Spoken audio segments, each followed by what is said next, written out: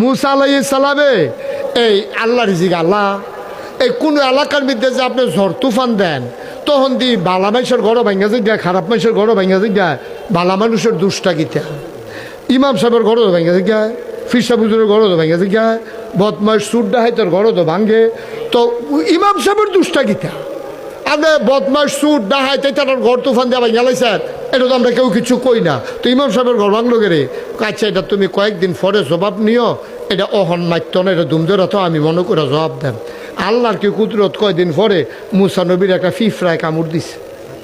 কি কথা কয় না রে, লাল লাল কি ফিফরা, লাল ফিফরায় কামড় দিলে সাংঘাতিক আনন্দ আনন্দ ফুর্তি ফুর্তি লাগে, কুতকুতি উঠে।